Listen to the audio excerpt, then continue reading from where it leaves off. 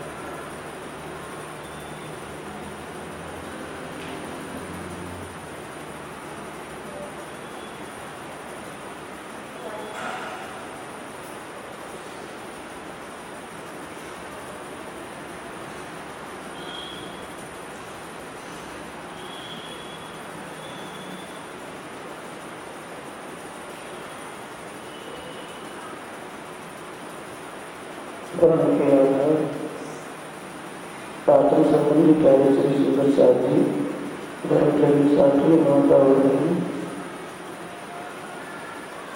उस अनादि अक्षर की पारब्रह्म परमात्मा की असीम कृपा और आदि सद्गुरु की प्रेरणा से आप ब्रह्म ज्ञान चर्चा का श्रवण कर रहे हैं। ब्रह्म ज्ञान चर्चा नदी कक्षाई का प्रसंग आज का मस्तक बंदर है। मस्तक बंदर में महाजी की गायत्री से कल का प्रसंग पूरा हुआ था। ठट्ठा नगर का प्रसंग था। श्री महामती कहे एक साथ जी एक ठट्ठे की गीतक अब कहूँ मस्तक की जो आज्ञा है हक आए पहुंचे मस्तक में उत्तम नाम से कांटे दुकान महाजी की आए बैठे पुनः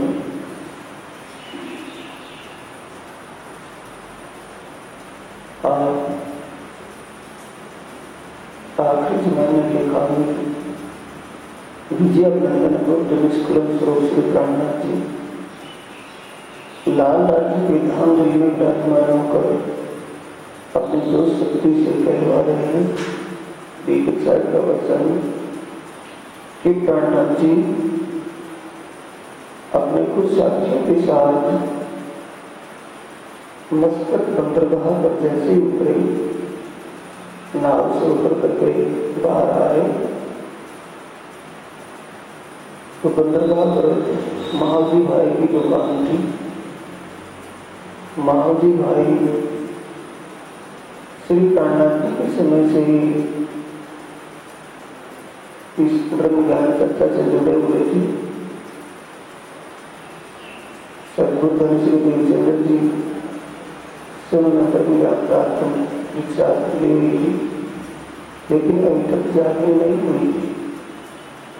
तो संपर्क होता है महाजी से। कांटी दुकान महाजी बंदरगाह के किनारे पर दुकान थी, पर बैठे थे। नाव से उतर करके सामने देखा तो महाजी सामने मिले। मिलने के बाद उन्होंने सब प्रकार की अपने दिल की कही और प्राणनाथ जी से बड़े आदर भाव से मिले। आपस में प्रेम वार्तालाप हुआ।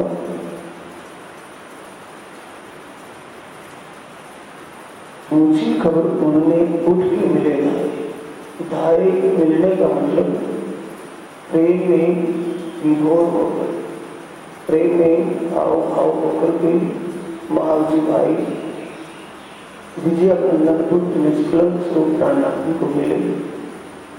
कुशल के पूछने लगे, भले आप उनसे आए।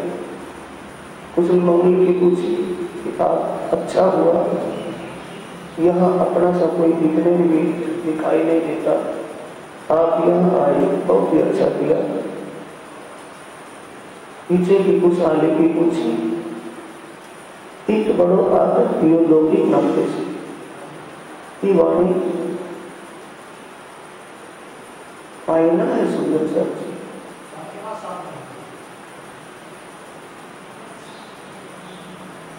ये वाणी आईना है, दर्पण है, इसमें सब कुछ स्पष्ट दिख रहा है। एक बड़ो आदर कियो, आदर सम्मान, इनको मान सम्मान किया, बड़े भाव से प्रेम पूर्वक मिले, लेकिन मिले किस भाव से? लौकिक नाते से। समझ रहे?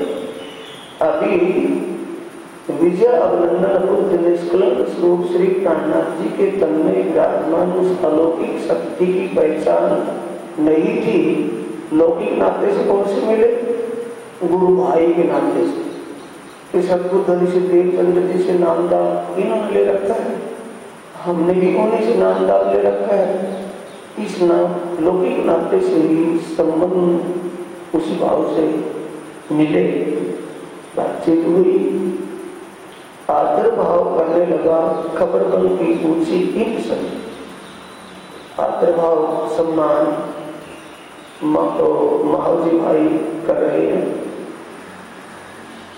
तब प्राणनाथ जी ने जिक्र चलते में बातों बात पूछा कि हमारे कुछ साथी अभी लुटेरों ने अपने बंधन में किए हुए हैं, क्या आपको उनके बारे में कुछ जानकारी है? वो कहां पर है?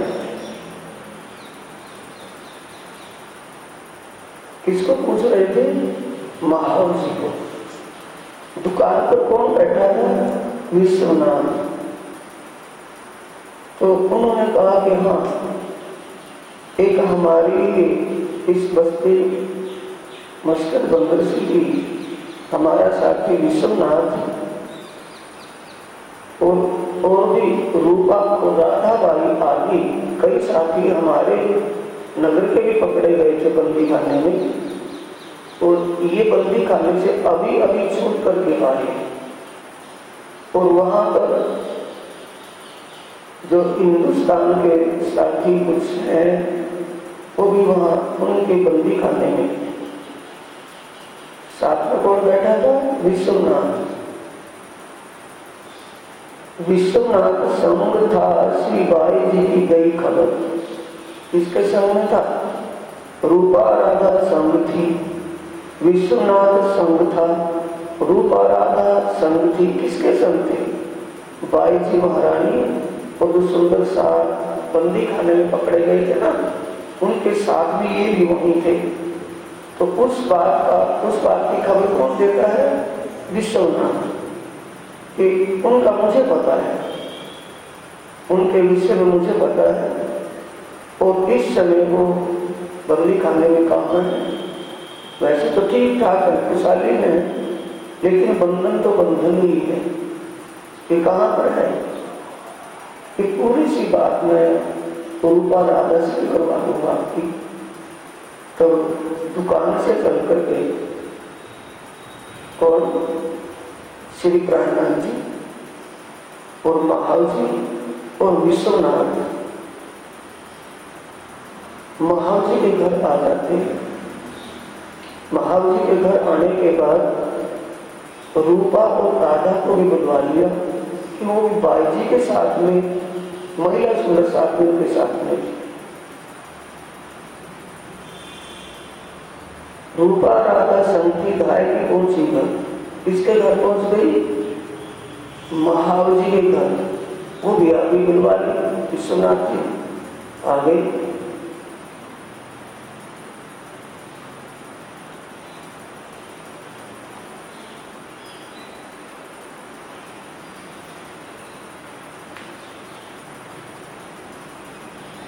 महाराज जी ने श्री प्राणनाथ जी का रहने की व्यवस्था अपने घर में ही एक कमरे में अलग से कर दी।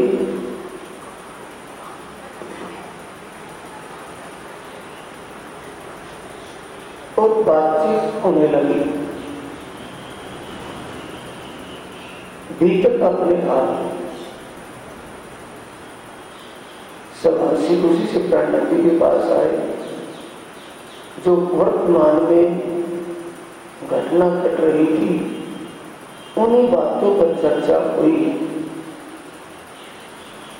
कि दीप बंदर से चलकर मंडई बंदर, कपई बंदर होते हुए नलिया और ठट्ठा नागर होते हुए कैसे कैसे जागने का प्रवाह चला, किन किन साथियों को ब्रह्म ज्ञान समझ में आया, ये बातें चली। तो उस बातों से बड़ा ही खुश माहौल था। महाराज जी रसोई का आदर किया। महाराज जी ने जब रसोई तैयार हो गई तो कहा कि महाराज चलिए आप भोजन प्रसाद कीजिए। अभी क्या है उनके लिए गुरु भाई, उसी लौकिक नाते से वार्तालाप होगा। महाराज जी रसोई का आदर किया। एक लगा आप सेवा करने हाल हाल इन पर बड़े आप भाव से आदर सम्मान किया, भोजन प्रसाद परोसाया बड़े प्रेम भाव से। करना चाहिए बेटा उनका रहे दुकान पर। दुकान किसको संभला दी, किसको सौंप दिया दुकान का काम, अपने बेटे करना चाहिए। जैसे प्राणनाथ जी नाव से उतर करके बंदरगाह पर दुकान पर आए तो महाराज जी ने अपना लड़का बुलवा लिया। कान्हा जी क्या दुकान का काम देखे, मैं जब तक महाराज जी हैं, जब तक महाराज जी हैं अभी तो जब तक ये हैं तब तक दुकान का काम देखना मेरे साथ तुम्हारा हुआ। लगी होने चलता जो ठट्ठे की भीतर उन समय जो सुख भया मेर सुबान अल्लाह, इन परमात्मा की जो रहमत बरसी, पर परमात्मा की कृपा का जो प्रभाव वहां ठट्ठा नगर दीप बंदर में जयराम कंसारा की जागनी का चित्र चला। कैसी उसकी जागनी हुई, कैसे वो समझ पाया। फिर वहां से चल करके वो मंडई बंदर आए, कच्छ में आए, कपई आए, कैसे कैसे वहां जागनी हुई। ये सब बात सुनकर के बहुत खुशहाली हुई कि परमात्मा की विशेष कृपा हुई। जिनको इतनी समझ बनी और जागने का प्रकाशन भी देने हुआ। किनकी बातें करते बड़ा जो हुआ सुख, कसाला जो बंद का सो भाग गया शब्द। किनका बंद का कसाला? क्या उस बंदी खाने में साथियों के बंद होने का दुख प्राणनाथ जी को था? विचारने का प्रसंग है, बात छोड़ दिया। इनकी बातें करते की बातें जो जागने का दौर चला, दीप बंदर से लेकर मस्कत बंदर तक जैसे जागने का प्रभाव हुआ, जैसे जैसे सुंदर साथ का मिलन हुआ और उनकी आत्म जागृत हुई, उन बातों का जिक्र चला तो सब दुख भाग गया। कसाला बंद का किसका?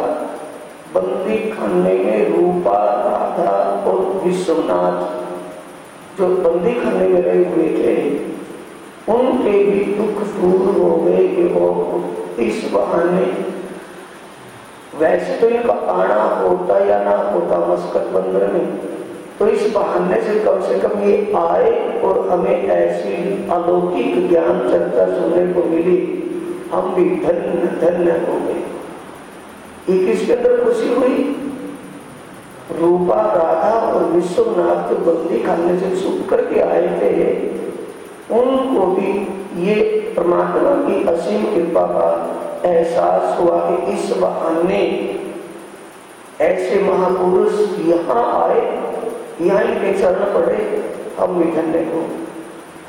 इत रूपा बाई राधा सुनी चर्चा तीन, श्री राज की तरफों रोशन हुआ मन। राज की तरफ, राज की तरफों का मतलब विजयानंदन बुद्ध निष्कलंक स्वरूप श्री प्राणनाथ जी के मुखारविंद ऐसा लौकिक ज्ञान सुनकर के, ऐसा अलौकिक पराक्रम का आत्म जानने का ज्ञान सुनकर के उनके दिल में भी एक एहसास हुआ कि एक आम आदमी नहीं है, कोई महापुरुष है। सिराज की तरफों, अभी राज की पहचान थोड़ी है उनको, अभी तो इतना ही कि महान पुरुष है। ऐसे महापुरुष के जो दर्श स्पर्श और इनके ज्ञान की जो चर्चा मिली हमें, हम भी धन्य धन्य हो गए। ये खुशी किसके दिल में है? रूपा राधा विश्वनाथ के दिल। रोशन हुआ मन में ज्ञान का प्रकाश हुआ, अंतर मन में जागरूकता आई, अच्छी लगी बातें, चर्चा मीठी हो गया कोई देवे कान। महाव जी ने चर्चा सुनी, होने लगी पहचान। ये कैसे, आगे क्या है? वाकी पूरा नाथा साथ में अवगुण भाषा दिल वाकिफ में का पूरा यही मतलब अधकचता पूर्ण रूप से पहचान नहीं हुई थी। आगे की चौपाई में क्या आ गया और उससे पहले चौपाई में क्या हो रही है? महाव जी ने चर्चा सुनी, होने लगी पहचान। ये तो चौपाई नंबर 11 में आ गया और चौपाई नंबर में 22 में आ रहा है कि एक दिन चर्चा में भई खंडनी महाव जी पर वाक्य पूरा नाथा साथ में अवगुण भाषा दिल ऊपर। विरोधाभास हो रहे दोनों चौपाई में। पहली चौपाई तो पहचान की बात आ गई, दूसरी चौपाई में पहचान नहीं है, अधकचा है। तो विरोधाभास नहीं है, कुछ समझने का सुंदर साथी थोड़ा सा है। महाव जी ने चर्चा सुनी, होने लगी पहचान। महाव जी ने जब ध्यान से चर्चा सुनी तो उसको ऐसा लगने लगा जैसे साक्षात सतगुरु धनदेव चंद्र जी ज्ञान चर्चा समझा रहे। किस भाव से? महाराज जी के अंदर से अपने पर का भाव को दिखने लगा। जैसे अपने प्रिय का कोई आदमी उसको ध्यान से समझाया जाए तो ऐसे बड़े प्रेम पूर्वक जो एक एक बात समझा करके बता रहे थे प्राणनाथ जी, तो महाव जी को ऐसा लगा जैसे मुझे अंधेरे से निकाल रहे हैं, ऐसा महसूस होने लगा। और कैसा महसूस होने लगा कि साक्षात सतगुरु धनी श्री देवचंद्र जी साक्षात प्रकट हुए, ऐसा उसको लगने लगा। होने लगी पहचान, इतनी बात होने लगी पहचान तो नहीं हुई ना, होने लगी का मतलब ज्ञान समझ में आने लगा और अपना अपना एहसास होने लगा कि जैसे एक समझने वाले बच्चे को टीचर बड़ा समझा के और भी समझाता ना गहराई से, ऐसा लगा अपना पढ़ने के भी सतगुरु देवचंद्र जी की तरह ये समझा करके बता रहे हैं। और लोग आवे सुनने लगी, बातें चलने, और लोग यानी महाव जी का परिवार तो बैठता ही था चर्चा में, लेकिन उनके साथ कौन कौन हो रहे थे? रूपा राधा विश्वनाथ और उसके साथ में और भी मस्कत बंदर के साथी ज्ञान चर्चा सुनने के लिए आकर के बैठते। दीदार को लोग आवी बातें लगे सुनने। यहाँ दिन 10-20 में भाई जो चर्चा जोर दज्जाले की सुनिया लगा जो करने सो। चर्चा चलते कितने दिन होते? 10-20 दिन। 10-20 दिन ज्ञान चर्चा का जैसे प्रवाह चला, ज्ञान चर्चा का प्रकाशित हुआ, तो कलयुग कहाँ शोर मचाएगा? अविश्वासी लोगों में बैठकर, जिनको समझ नहीं होती, पहचान नहीं होती, उनके अंदर बातें निकलती है ना उनकी जुबान से, कुछ का कुछ बोलने पड़ते हैं, कुछ का कुछ ही रहता है तो मुंह क्या बुराई है। दज्जाले की सुनिए ना, दज्जाल किसने, जो वहां के चर्चा वाचक लोग थे, ईर्ष्या किसके अंदर होगी, जिसकी समझ में नहीं आएगा वो तो छोड़, उसके समझ में नहीं आया वो क्या दज्जाल बनेगा। दज्जाल कौन बनता है, जिसकी रोजी रोटी होती है और रोजी रोटी ज्ञान को रोजी रोटी मान करके उसको प्रसारित करते हैं। ज्ञान का स्पष्टीकरण नहीं हो पाता उनसे, और जो ज्ञान का स्पष्टीकरण होता हो निःशुल्क रूप में एक जागने की प्रचार प्रसार के भाव से वो मिलता हो सुनने को, तो उनको तो ठेस पहुंचेगी कि तुम्हारी तो रोजी रोटी खत्म हो गई। दज्जाल अपने सिपाह में, सिपाह कहते हैं सेना को, अपने एक समूह में बैठ करके हल्ला करता है। दज्जाल कलयुग का समूह कौन है, जिनको समझ और विश्वास नहीं होता, बेसमझ और अविश्वासी लोगों में बैठ करके कलयुग अपना काम करता है। निंदा लगा करने, ये कहां से आए हैं मेरे मारने का मन,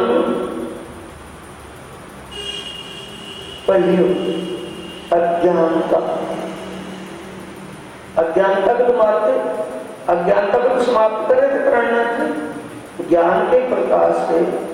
जिसके हृदय में आत्मीय ज्ञान का प्रकाश नहीं है, आत्मा परमात्मा के विषय में कुछ भी माइनस है, समझ है ही नहीं,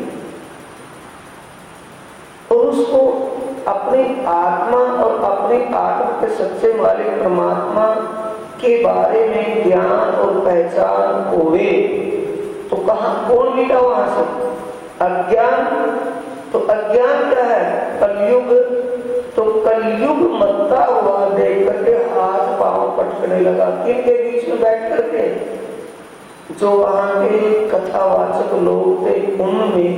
उन्होंने किसको उकसाया, जो उनके सेवक या उनके हाथ नीचे के आदमी थे उनके अंदर बात सड़का दी। बाहर का प्रदेशी महात्मा आया है और यहाँ उन्होंने अपना एक विशेष दबदबा बना लिया है। मैं करूं लड़ाई इनसो, क्या करे मुझको, अगर हम क्या उनके मन में आ रही है कि परदेशी महात्मा हमारा क्या बिगाड़ेगा, इसको धमका करके नगरी से निकाल देंगे चल जाएगा। ये दिमाग में उनकी उल्टी सुल्टी उथल पुथल कौन कर रहा है, कलयुग। बैठ बाजे दिल में आए लड़ने को शामिल, बाजे का मतलब ये विश्वासी व्यक्तियों के दिल में कलयुग बैठ करके, और वो अविश्वासी आदमी नंदी से झगड़ा करने के विचार से उनके चरणों में आए। यहाँ चर्चा कीर्तन होता है, हास विनोद विलास, साथ को धाम धनी बिना और न बचे पास। तो कहा यहाँ चर्चा कीर्तन, कीर्तन का मतलब जो वाणी अवतरित होती है पदों में, वो वहां पे चर्चा के रूप में समझाई जाती है। चर्चा कीर्तन वाणी का अवतरण, वाणी का स्पष्टीकरण चल रहा है वहां, ऐसा प्रवाह ज्ञान का चला हुआ था। सुंदर सात्विक पात्र परमात्मा के बारे में समझना और अपना ध्यान चिंतन लगाना, ये बातियों के दिल में भी दूसरी कोई और बात ही नहीं थी। सिर्फ एक परमात्मा की प्राप्ति, परमात्मा का दीदार साक्षात करने का ही विचार उनके दिलों में था।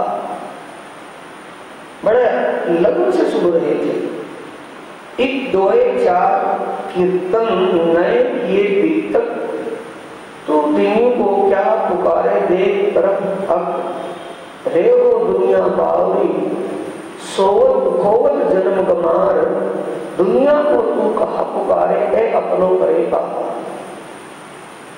तो भूल नाम हम संभाल अपना आप, सब श्यामे अपने काम में लगे तो ही विरह धाम का। 2-4 कीर्तन वहाँ एक ही साथ, एक ही आगे पीछे प्रकरण में आए कीर्तन ग्रंथ में, तो वहाँ अवतरित हुए मशकत बंदर। कीर्तन का मतलब वाणी अवतरित हुई प्राणनाथ जी के धाम बीच से, उनमें बातें कही गई है। महामत किसको कहते हैं? अपने आप को, अपनी आत्मा को। ये अपने आत्मा को समझाते हुए उपदेश किसके लिए? कह किसको रहे हैं? अपने आप को। अपने आप को एक सांकेतिक भाषा से, अलंकारिक भाषा से उपदेश किसको कर रहे हैं? सुंदर सा क्या कह रहे हैं? तो भूल ना मान तो संभाल अपना आप, रेहो दुनिया बावली खोज करना। ये दुनिया बावली का मतलब अनजानी है। इनको ये पता नहीं कि ये मानव का तन परमात्मा ने हमें क्यों दिया है। हमारे जीव को विवेकशील बुद्धि इस मानव तन में क्यों मिली है, इसका क्या उपयोग करना चाहिए, कुछ पता नहीं है। सिर्फ वो एक ही समझ रहे दुनिया के लोग कि मानव तन भी जीवन जीने के लिए, खाने कमाने सोने के लिए मिला है। कुछ पता नहीं भरोसा क्षण का वर्ष मास और दिन, एक तो तुम प्रपान दिया फिर भी भूल जात वचन, आया दम आया और गया दम गया, कोई भरोसा ही नहीं है। श्वासों का कितने श्वास बाकी है, फिर भी किसी के अंदर ये विचार नहीं कि हमें मानव की योनि क्यों मिली है, हमें करना क्या है। इस भूल भुलैया में भूले जा रहे हैं, जमाने का जमाना, दुनिया की दुनिया। तब कहिए कि महामत तो दुनिया को क्या पुकारे? दुनिया तो अपने अज्ञानता के अंधकार में फंसी हुई होने के कारण अपने अज्ञानता और धर्म के रास्ते पर चल रही है। उनको तो वही अच्छा लग रहा है। उनको बार बार कहने से वो तेरी बात कौन सुनेगा, तो अपने आप को संभाल। इसे ही इसके लिए है, चरणों में तो है सही, पिछले कान की बाणी कही, साथ पिछला आवे का प्रभु, एक प्रकाश वचन करते मिले। ये बात क्या कही है? ये क्या इसमें सीखापन मिली है सुंदर साथ जी, कि हम अगर दूसरों को देखते रहे तो वो भी तो सुंदर साथ है, वो भी तो ऐसा कर रहा है। अपने से पीछे वाले को देखना का पसंद करेंगे कि हम तो सही करना, और ठीक नहीं अपने से आगे वाले को देखना चाहिए जो हमसे ठीक कोई और होगा, जब भी तो अपने अंदर सुधार आएगा। अपने अगर दौड़ हो रही है, दौड़ लगी हुई है, उस दौड़ में अपने से आगे कौन निकला हुआ है? अगले वाले को देख रहे हैं, पिछले वालों को। ये कह रहे हैं कि तू अपने आप को संभाल, और तो अपनी जगह ठीक है। कहीं उन्हें देखते देखते हम ही ना पिछले को हो जाए, ऐसी खबर मिलती है इसमें। हमें अपने से ऊंचे दर्जे पर, अपने से आगे जो चल रहा है, उसके गुणों को देखना है, उसकी विशेषता को देख करके आगे कदम रखना है, ना कि पीछे वालों के साथ पीछे खींचना है। इन चर्चा होते भया भाई महाव जी का एक काम, चर्चा मीठी लगी इनको, दाखिल हुआ निष्ठान। अब देखो ये 20वीं चौपाई तो ये कह रहे कि दाखिल हुआ निष्ठान, और 22वीं चौपाई कह रही कि वाकई पूरा न था साथ, अवगुण भाषा दिलों पर लगता है ना वो भाषा, लेकिन समझने से बिना समझ के लगता है ऐसा कि वो चौपाई में क्या करे, इसमें क्या करे।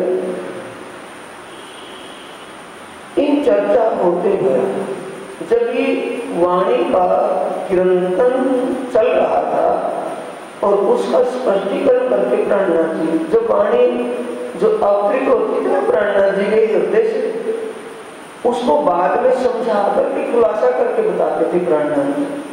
जब ऐसे वो कीर्तन 2-4 वहां उतरे मस्तक मस्तक बंदर में। तो महाराज चर्चा उसकी व्याख्या जब सुन रहे थे तो समझ में आ गई कि हाँ, हमें अवश्य ही अपने अवगुणों को देखना, दूसरे के गुणों को देखना है।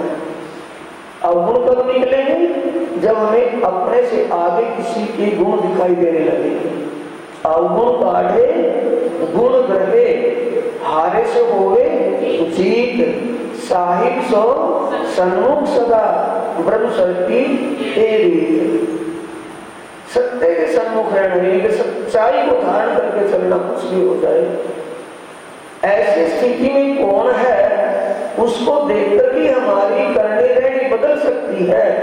अगर हम पिछड़े वो देखेंगे जिनका करनी रहनी सिर्फ कथनी कथनी ही है, करनी रहनी आचरण कुछ नहीं, तो उनके आचरणों को देख देख कर तो हम भी वैसे हो जाएंगे।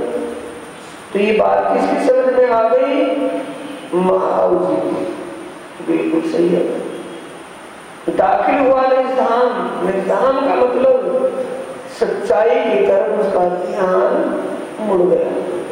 पहले इसको सकल सत्ता क्षीर का जय जय सतगुरु आती तेरी, निर्मल दृष्टि कर जिन मेरी, क्षीर का निर्णय जो कीनो कह रहे हैं, ये पता नहीं हुआ या ना, जो अक्षीर का निर्णय दृष्टि हमारी निर्मल हुई या ना हुई, कुछ महसूस फीलिंग ही नहीं है, होना तो पड़ेगी बात, तो कहना नहीं। अब ये कहने वाली बात करने रहने की तरफ किसकी चल पड़ी? महावीर जी की। उसके बाद समझ में आई और उसने ये दिल में बात अच्छी तरह महसूस की कि हाँ, हमें किसी के अवगुणों को नहीं देखना, अवगुण देखने को हमें अपने देखने चाहिए और गुण देखने को दूसरों के देखने चाहिए। अपने गुण को नहीं देखना कि मैं इतना गुणवान हूँ, ऐसा हूँ, वैसा हूँ, वो गुणवत्ता नहीं देखनी, अवगुण को देखना है। अवगुण देखेंगे तो निकल जाएंगे, अवगुण दिखाई ही नहीं देंगे तो निकल ही नहीं सकते। तो ये चर्चा किसकी समझ में आ गई? महावीर। और भी कहते साथ आए पहुंचे और श्रीराज की चर्चा बिना सूझ नहीं हो। उस अनादि अक्षरती पारब्रह्म परमात्मा का ही जिक्र चलता है। वहाँ के 25 पक्ष की लीला का ही ध्यान चिंतन चितवन करवाया जाता है, दूसरी बात नहीं होती। एक दिन चर्चा में भाई खंडनी महाव जी पर वाकई पूरा ना था, साथ में अवगुण भाषा दिल ऊपर। ये ऐसा क्यों हुआ है बेटा? महाजी भाई अपने घर में अपना दुकान का काम लड़के को सौंप दिया, आप सेवा में हाजिर है। जो मस्तक बंदर का जो साथी वहां के रहने वाले स्थानीय साथी हैं, वो आते हैं, कोई बार कभी आ जाता है आसपास दूसरे गांव नगर का, तो उनकी सेवा भी करता है, बुलवाता भी है, बुलावा देकर ये सारी सेवा कर रहा है। लेकिन महावीर ने खंडन नहीं क्यों की? क्योंकि अभी तक उसके सेवा भाव से प्राणनाथ जी समझ रहे थे कि अभी तक इसके अंदर लौकिक भाव है। लौकिक भाव कौन सा होता है? कौन सा होता है? जैसे कोई मंत्री या वरिष्ठ आदमी आवे ना, चाहे भले उसके लिए वोट भी ना दी हो किसी ने, लेकिन उसके आगे पीछे फिर के दिखा देगा कितना नजदीक है तेरा, कितना स्कोर कर रहा है, ये होता है ना। तो वो उसको तो किसको दिखा रहा है? करना सेवादार सेवा कर रहा है, सारा कुछ हो रहा है, लेकिन अपना ही भाव अभी तक नहीं बना। परधाम के 25 पक्षों का जिक्र सुनता है, तो वहां की चितुनी के लिए भी बैठता है, लेकिन चितुनी के जब चितुनी में ध्यान में बैठे तो दूसरों को देखता है कि वो भी बैठा है कि नहीं बैठा है। ध्यान में नहीं, ज्ञान में नहीं, सिर्फ करने में लगा है, लेकिन वो किस लिए? एक गल पड़ी, जो गल में बंद जाने टल्ली, वो गल में टल्ली बंदी तो बचेगी ना। भी घर में बैठे हैं तो करना तो पड़ेगा, जब आई गए मेरे घर, वो तो उनको एक उसका लौकिक अधिकार भी है, लौकिक संबंध से भाई वहां से आ जाए है उसका अधिकार, दस्तूर बैठकर स्त्री का न्याय का सम्मान। लेकिन जो ज्ञान चर्चा सुनाते थे उस पर किसी प्रकार से कोई खास अमल नहीं हो पा रहा। समझ गया? तो चर्चा को सुनता था, बैठता था, सेवा करता था, लेकिन वो चर्चा सुनकर के अभी तक उस पर अमल नहीं हो रहा था। अब प्रणनाथ जी सोच रहे हैं मैं कितने दिन बैठा रहूंगा इसके घर, अभी तो मुझे आगे बहुत कुछ करना है भाई, 5-10-20 दिन तो हो गए, यहाँ महीनों हो गया, अब तक इसके अंदर कोई परिवर्तन नहीं हो पा रहा। मैं इसकी जागने के लिए विशेष करके आया क्यों? अब 313 में था बार कौन से जो सदगुरु धनश्री देवचंद्र जी को 313 आत्माएं मिली, उन 313 में गिनती में महाव जी है कि कोई और है? अब महराज जी को क्या लग रहा है प्राणनाथ जी को कि जो 313 विशेष करके सबसे पहले वो तो गिनी गिनाई जागी जगाई है, वो तो पता है कि परम धाम की आत्मा है, उनको भी जागृत ना हुई तो जियो की तो बात छोड़ पड़े, सबसे पहले उन्हीं को जागृत करना है। क्यों? क्या समझ रहे हैं मेरा जी? विजय बुद्ध निष्कलंक स्वरूप क्या समझ रहे हैं कि आदि सदगुरु ने जो मुझे सेवा बख्शी है वो सेवा तभी मानी जाएगी जो साथियों से जुड़े हुए थे वही साथी जागृत होकर के अपने रास्ते पर चल पड़े। ये विचार किसका बना हुआ है? महामती जी, और उस विचार को समझ नहीं पा रहे महावती। तो एक दिन खंडनी किस बात पर हुई कि कथनी से काम चलने वाला नहीं है, करनी रहनी बनानी पड़ेगी, कुछ भी हो जाए दुनिया के अपने तन संबंध से या खाली गुरु भाव से अखंड मुक्ति नहीं मिलेगी जब तक समझ पहचान और अंतःकरण का भाव स्पष्ट वालिका में नहीं आएगा। दोगली बात नहीं, स्पष्ट वालिका में भाव जब तक नहीं बनेगा, पहचान नहीं होगी, अंतःकरण का विचार भाव नहीं बदलेगा, तब तक मुक्ति नहीं होगी। दिखावा वहां नहीं चलेगा। तो किसी ने अपने आप पर ले लिया ये मुझे का सीधा सीधा और किसी को नहीं। वाक्य पूरा ना था साथ में, यही अभी तक सुंदर साथ में वो शामिल, ये सुंदर साथ की तरह उनको समझ पहचान नहीं हो पाई। सेवा करना था, सुनता था, लेकिन अभी तक उनको पूर्ण समझ नहीं बनी। अवगुण भाषा भी लोग, क्या अवगुण भाषा? किसका अवगुण देख लिया? अवगुण किसका देख लिया? प्राणनाथ जी का। क्या अवगुण देख लिया कि मेरे ही घर में बैठे मैं इनकी सेवा में एक पैर पर खड़ा, आने जाने वालों को भी उनको सेवा करता हूँ, उनको बुलवाता हूँ, ज्ञान चर्चा में लाता बुलवा करके, और मेरे घर में मेरी बेइज्जती हो रही है। क्या फायदा है ऐसी बेइज्जती से? मैं न जाऊं उनके चर्चा सुनने को, बस आज तो आ गया, अब तो बैठ गया, बैठ गया, आना कहां से था? उसके घर में चर्चा चली हुई है, आज तो मैं बैठ गया चर्चा में, अब दूसरी मजलिस जब चर्चा की होगी मैं बैठ चर्चा में नहीं बैठने का, ना मुझे सुनने को मिले ना मैं मेरी बेइज्जती हो।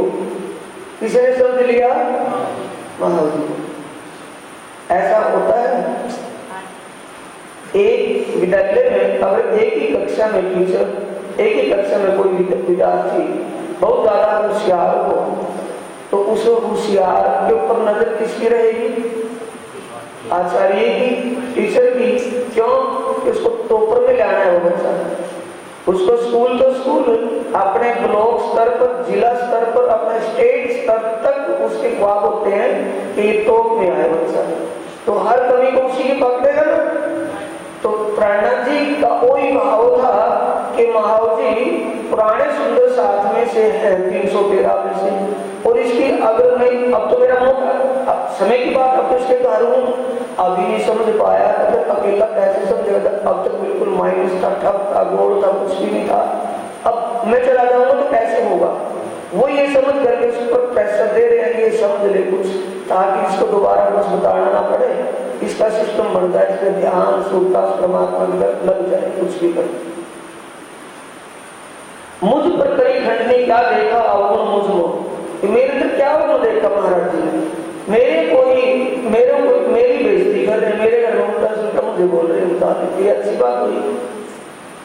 रिसाए थे आप अपने रह गया घर में, रिसाए का मतलब खींच कर चिड़ करके अपने दूसरे कमरे में पड़ा रहा, दूसरी तो चर्चा लगी ना, दूसरी सभा लगी तो अपना अलग कमरे में जाकर के लौट गया। क्या लेना देना भाई, ना मैं जाऊंगा ना बेइज्जती करवाऊंगा। ये विचार किसने कर लिया? महाराज। चर्चा समय ना आया हुआ दिलगीर राज से। दिलगीर का मतलब दुखी, दिल दुखी हो गया। किसकी तरफ से? राज्य की तरफ से। विजय नंदन बुद्ध निष्कलंक स्वरूप प्रणा जी की तरफ से मन दुखी हो गया कि विष्णु के सामने बैठ कर बेइज्जती करवाना मेरा मूर्ख वाला काम है।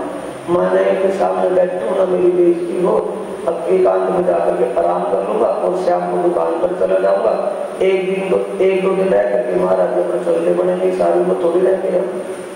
ये विचार करते दिन में तो दोपहर बाद की चर्चा में तो बाहर अपने दूसरे कमरे में लौटा रहा और शाम के वक्त दुकान पर चला गया। दुकान पर अपना लड़का छोड़ रखा था कान्हा जी को कहा कि बेटा अब तुम घर जाओ और मैं दुकान का काम मैं अपने आप संभाल लूंगा। तब कान्हा जी कहते पिताजी क्या गुरु जी चले गए? क्योंकि बेटे को क्या पता था, पिता को पता नहीं कौन है, वो तो एक समझे गुरु जी समझेंगे ना कि गुरु जी चले गए, कि नहीं गुरु जी तो नहीं गए, अभी तो वहां है, तो फिर आप क्यों आ गए? कि फालतू बात करने का कोई मतलब नहीं बैठा, तुम जो मैं कह वो करो, अब तुम घर चले जाओ, दुकान का काम मैं अपने आप देख लूंगा।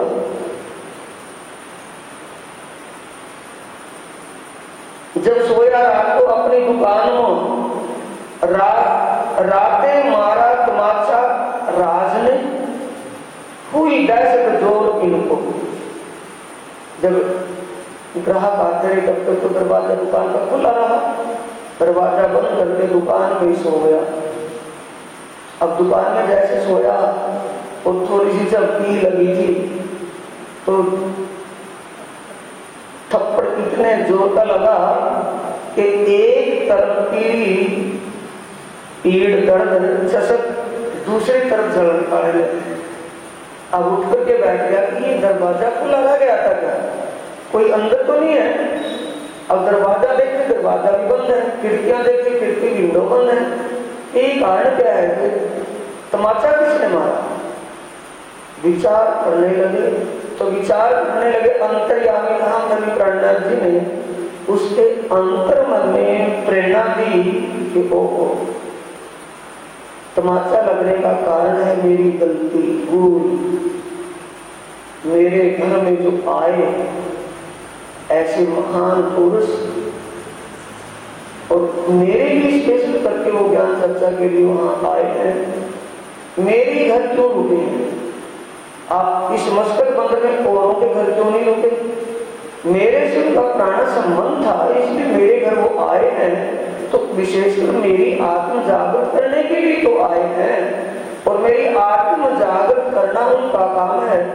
जो भी धुंधलापन, अज्ञान और भ्रम का अंधेरा मेरे अंतःकरण में है, वो ज्ञान के प्रकाश से उसको निखार देंगे ही देंगे वो।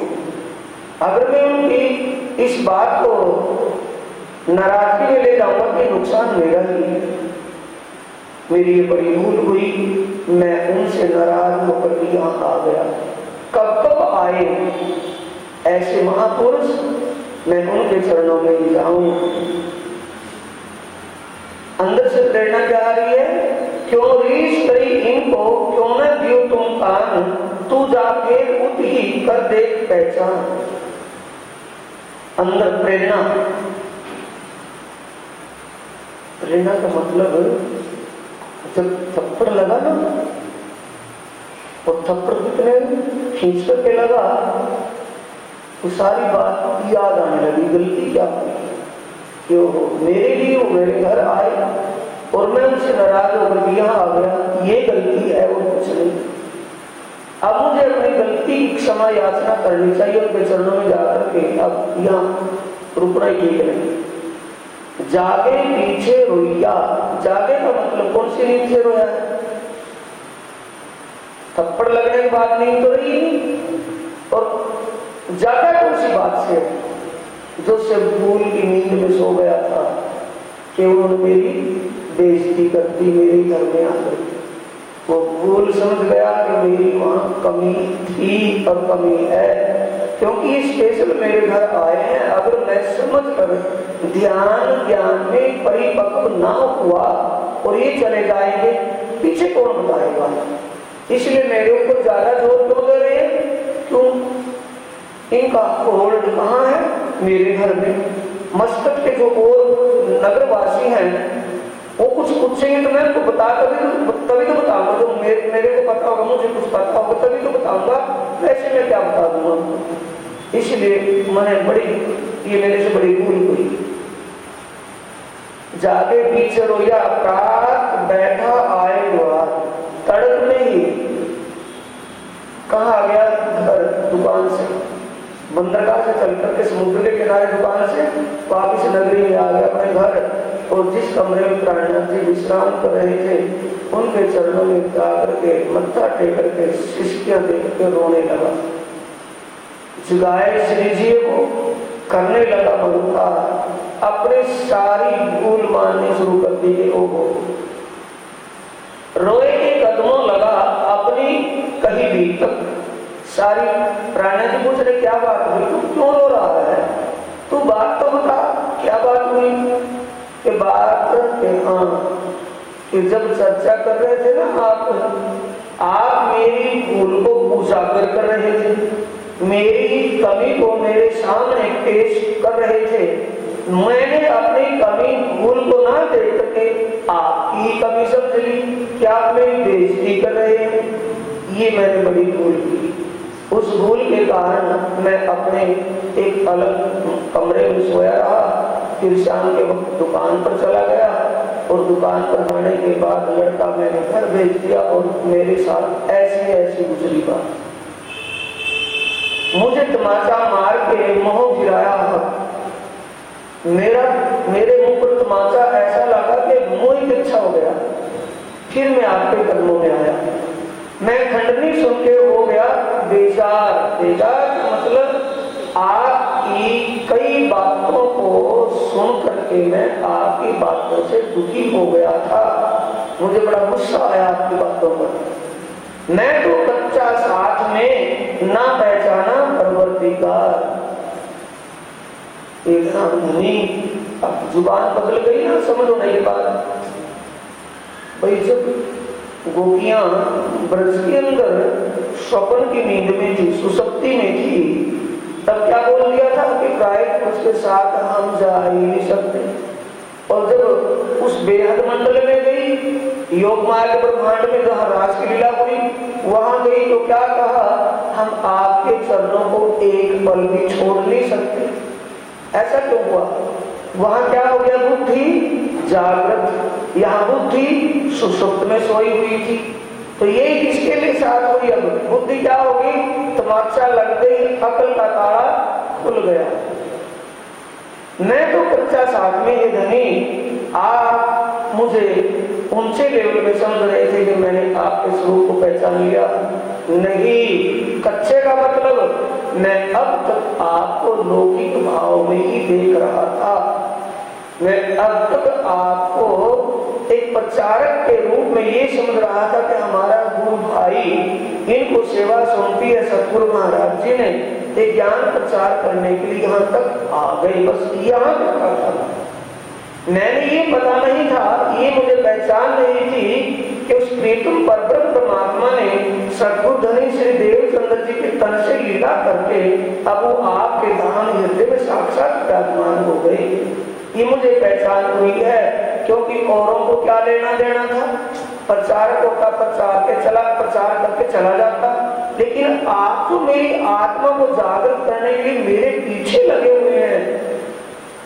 ये अपनापन देख करके मैंने जान लिया कि आप मेरे प्रियतम हैं। मुझ आत्मा के प्रेम में आप ऐसा कर रहे हैं। चर्चा सुनते सुनते बड़ा यहाँ से चर्चा में, हाँ, मैं तो कच्चा साथ में ना पहचाना पर प्रतिगार। यहाँ से चर्चा में भया पको प्रवीण। उस दिन के बाद जैसी चर्चा चली और चर्चा सुनते सुनते क्या हो गया, पकव प्रवीण, परिपक्व हो गया। बैठते भी आए थे, बोलो, बैठते भी आए थे, धरे सुनने को कान, पहचान हो रूह की और बढ़ जात ईमान। दुकान से खरीदा जाएगा या ज्ञान चर्चा से ईमान बढ़ेगा? अब जैसे ज्ञान चर्चा एक लीन होकर के सुनी तो परिपक्व का मतलब ईमान पक्का हो गया कि नहीं, इनको कोई लौकिक स्वार्थ नहीं है, लौकिक भाव से, लौकिक रिश्ते नाते से यहाँ नहीं आए। हम आए इतने काम ब्रह्म शक्ति लेने घर धाम, जो सतगुरु देवचंद्र जी कह रहे हैं वो बात पूरी कर रही है।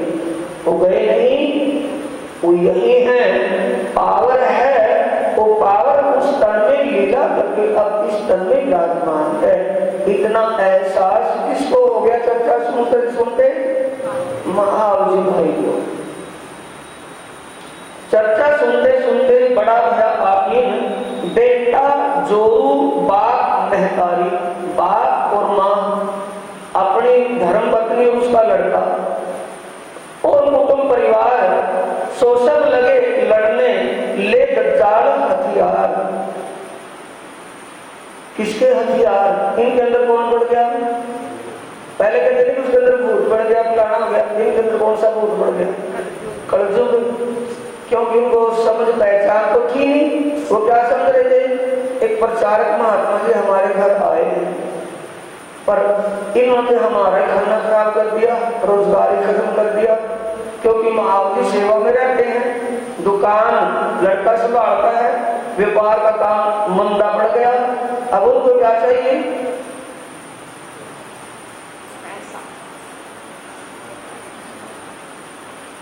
बेटा जोरू महतारी, ये सब पैसे की लार हैं, इन्हें चाहिए खूब खजाना तक करते ये प्यार है। क्या चाहिए उनको? धन। बेटा जोरू महतारी, ये सब पैसे की लार हैं, इन्हें चाहिए खूब खजाना तक करते ये प्यार। अब पैसा कहाँ था? अब क्या था? अब कहते तो हमारे काम गड़बड़ कर दिया, अच्छा महाराज जी आया तो बड़बड़ाने लगे। घर में किसी न किसी बात पर एक उपद्रव खड़ा कर लेते हैं। वो तो लश्कर दज्जाल का, किसकी सेना थी? लश्कर तो जानते हो, लश्कर का लश्कर आया था भाई। लश्कर किसकी थी? दज्जाल की सेना। दज्जाल की सेना कौन है? दज्जाल की सब कौन सी है? अविश्वासी, जिनको समझ नहीं होती, पहचान नहीं होती, तो उसी भाषा से बोल लेंगे ना, क्योंकि भाषा बदल जाएगी, उसी भाषा से बोल लेंगे। अब वो दज्जाल का लश्कर यानी कि दज्जालों के अंदर माया के अंदर घुस करके वैसे ही बोल बुलाने लगे, करने लगा शोर। जोर लड़ाई उन्हों करी जो था उनमें जोर। उनमें जोर क्या था? जोर। माँ और बाप क्या कहते हैं? क्या हमने तुझे बाबा बनने के लिए जन्म दिया था, या पराई जाति तेरे गल लगाई थी, क्या यूं ही लगाई थी तो उसमें अगर बीच में छोड़ करके चला जाए?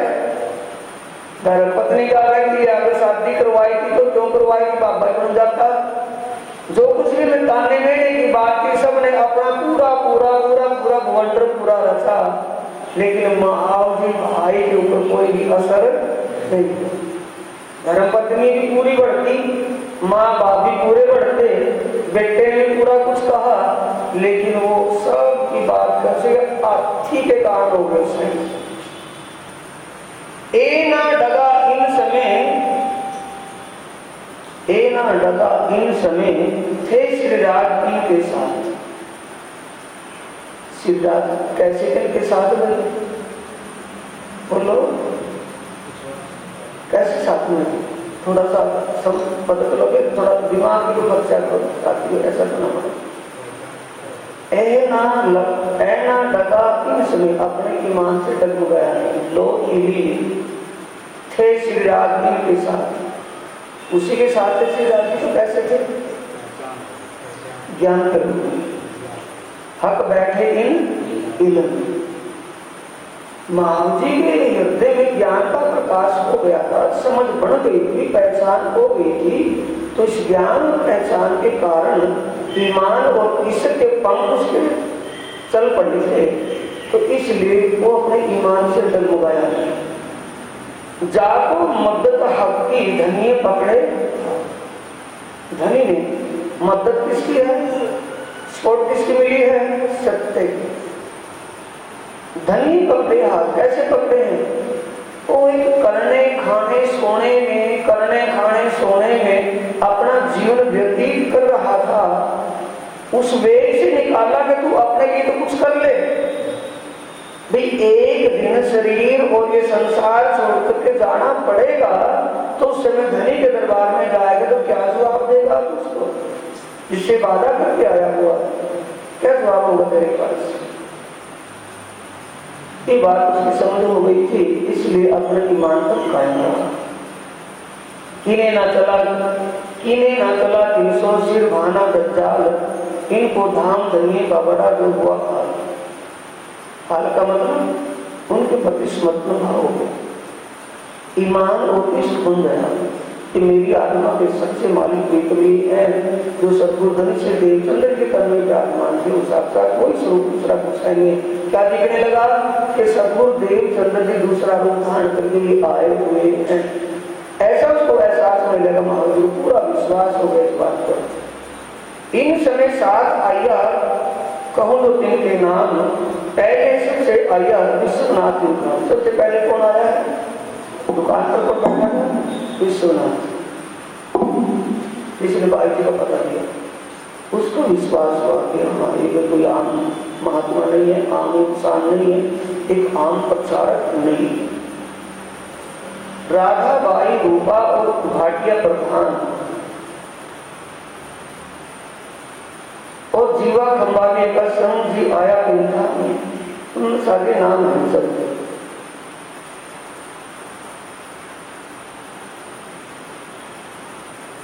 साथियों के नाम आए जो चर्चा में आते थे। तामे चर्चा बड़ी होई, सुख लिया इन साथ में, चौंकर को मैं सोई। जिन सुंदर साथ में विजय नंदन बुद्ध निष्कलंक स्वरूप श्री प्राणनाथ के मुखार में ज्ञान चर्चा शुरू करके आनंद का एहसास किया, सुख का एहसास किया। उस सुख के बारे में क्या बखान किया जाए? कितना सुकून को मिला। उत्सुक चर्चा नित्याने हो साथ में रोज नित्य प्रति चर्चा तो होती थी, चर्चा उचित में तो होती थी, लेकिन सुंदर साथ बारी बारी से रसोई की सेवा करते थे। कभी कोई रसोई की सेवा, कभी किसी की तरफ से सेवा चल रही, कभी किसी की तरफ से सेवा चल रही थी रसोई की। सभी सुंदर साथ इकट्ठे होते थे वहाँ। हाथ उठ के दज्जाले है मगन धाम में। सब सुंदर साथ हम की चर्चा में तेरे निमग्न है, लेकिन कलयुग ने पूरे हाथ पट के दाएं बाएं सब कुछ, लेकिन ईमान से नहीं अपना काम कर रहे हैं। बंदीवान के पैसे को आए दरोगा करे पुकार, कापर प्रदेश पर क्यों होत ना करता। अब उन अरब के लुटेरों को पता चल गया कि जिन जो हमारे पास बंदी खाने में ये हिंदुस्तान के कुछ लोग हैं, इनके वाली वारिस एक महात्मा है। और वो महात्मा मस्कत बंदर में ज्ञान चर्चा करते हैं। ये उनको पता चल गया तो दरोगा पैसे की डिमांड करता है कि आप इतने महान पुरुष होते हुए अपने साथियों को तो छुड़वा लो। सिर पर साई जो वह खबरदार। राणा जी कहते कि भाई हमने किसी का ठेका तो नहीं रखा। वो पारब्रह्म परमात्मा सबकी मदद करता है। जो साथी बंदी खाने में है, उनका जो आत्मा का सच्चा मालिक पारब्रह्म परमात्मा है, उनकी रक्षा वो स्वयं कर रहा है और करेगा। एक कौन जवाब दे रहे हैं? प्रणनाथ जी कि तुम चिंता क्यों करते हो? मैं चिंता क्यों करूँ भाई? चिंता करेगा उनका सच्चा मालिक जिसने को दुनिया में उतारा। तुम चिंतित क्यों होते हैं? सिर पर साई जो है वह खबरदार। उनकी सत्ता, उनकी आत्मा का सच्चा प्रीतम पारब्रह्म परमात्मा वो उनके हर पल उनकी रक्षा के लिए उनके पास है। तुम चिंता क्यों करते हो? बड़ा दृढ़ देखी वह हो गया जी। प्राणनाथ जी की ऐसी दृढ़ पूर्वक शब्द सुनकर दरोगा बड़ा हैरान हुआ। ये महात्मा तो बड़े दृढ़तावादी है, इनको परमात्मा को इतना भरोसा है। अब सोचा कि चलो कोई बात नहीं, जिनकी ऐसी चर्चा फिर कहने आवे, वो चर्चा सुनती, चर्चा के वक्त पहुंचा। जब वो पहुंचा वो अपनी बक रहा है दरोगा, और प्राण की चर्चा में मगन है, सुंदर साथ सुनने के लिए बड़े मगन है। वो चर्चा का भाव देख करके दरोगा ने कहा कोई बात नहीं, ये मेरा भी सौभाग्य है कि मुझे इस बहाने ज्ञान चर्चा मिल जाए। और वो उस बहाने से भी आता है और फिर अपने को पुकार करता है, वो बात कहता है। तब प्राणनाथ जी ने कहा इन विष से इनके करने आवे दीदार, चर्चा सुने स्वप्नों कहे शुक्र प्रवर दीदार। परमात्मा का शुक्र गुजार करता है वो दरोगा कि परमात्मा आपकी बड़ी कृपा है कि इस बहाने मुझे ऐसा ज्ञान सुनने को मिला, ऐसे बड़ी अच्छी अच्छी बातें सुनने को मिल रही है। इन भाग 28 साल में रहे मकसद, इन भाग 28 साल 1728 में रहे मस्कत में जात आप अपनी सब छुड़ाई आपको, सबने अपने अपने बंदी खानों को, बंदीवानों को छुड़वा लिया था, लेकिन अब बाकी कौन थे? अपना हिंदुस्तान के मुसाफिर सुंदर सा। यह बात भैरव सेठ सुनी, सब छुड़ाई अपनी जात, रहे बासी बंदर करूं अपनी नेक नामी। इस बात का किसको पता चला? भैरव सेठ। अबासी बंदर का रहने वाला था, है तो हिंदुस्तान का ही था, लेकिन वो व्यापार के काम से अबासी बंदर में रह रहा था। अरब के पास लगता इलाका है तो वो अबासी बंदर, सागर की खाड़ियों में, वो वहाँ अपना व्यापार का काम करता था, अच्छा खासा व्यापार चला हुआ था। उसने ये बात सुनी कि हिंदुस्तान की बाकी उसमें बंदी खाने में पड़े, अगर मैं हिंदुस्तानियों को बंदी खाने से छुड़ा दूं तो इसमें मेरी हिंदुस्तान में बड़ी वाह होगी। सब कोई कहेंगे हमारे आदमी ने अपने साथी को बंदी खाने से छुड़ाया है, तो मुझे कुछ भी करना पड़े, मैं ये काम करूं। इसलिए ये भाव किसने पैदा किया? उसने उस अक्षर की पारब्रह्म परमात्मा से राज्य ने उसके भाव के अंदर, उसके अंदर प्रेरणा की, वो भाव बना कि ये सेवा मुझे करनी है। अपने दरबारी साथियों को भेजा कि पूछ कर के आओ कितना पैसा उनका हर जानने का देना पड़ेगा, कितना उनका पैसा जमा करवाना होगा। तो उन्होंने बताया पता करके कि 60,000 लाहरी 17,000 कितने देनी आए, 17,000 लाहरी, यानी उस जमाने में चांदी का रुपया होता था या मोहर असरतियों की थी, तो 17,000 रुपए देना उस जमाने की बात, कितना आज का कितना पैसा होना चाहिए? आज के युग में बहुत ज्यादा पैसा बैठता है, उस जमाने में 17,000 की बात है। हरिदास महात्मा, क्या नाम उसका, हरवंश राय, क्या कहते हैं, हरजी व्यास क्या कहते थे कि कोई 1,000 रुपए की दे, मैं उसकी सेवा से नहीं राजी नहीं होता। तो ये कितनी है? 17,000। तो 17,000 की बात सुनी कि वो देना पाएगा। सेठ कहने लगा कि जो कुछ भी देना आए वो दे करके उस आदमी को छुड़ा।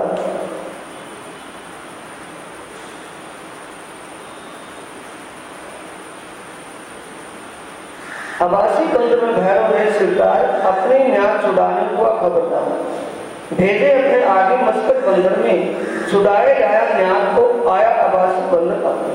किसने छुड़ा लिया उनको? अबासी बंदर के भैरव से।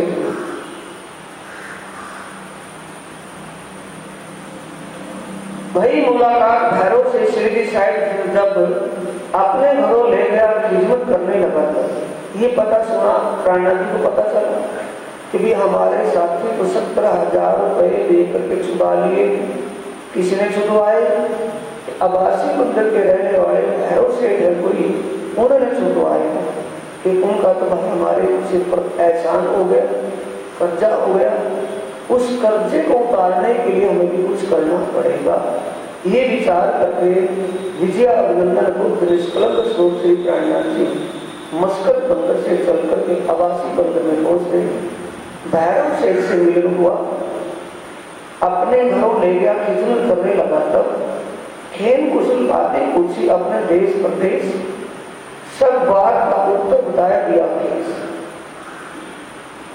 सारी खुशखबरी पूछी कि अपने देश प्रदेश में कैसा हालचाल, पब्लिक में कैसा है, क्या है, देश हिंदुस्तान प्रदेश अपने कुछ जामनगर नौतनपुरी आदि के बारे में अगले पूछा। भाई पहचान आपस में हुआ, रसोई आपस में क्या पहचान हुई? जो भैरव सेठ की लोहाना जाति के थे। लोहाना जाति का मतलब उनका गोत्र जाति था, लोहाना जाति। लोहाना जाति का मतलब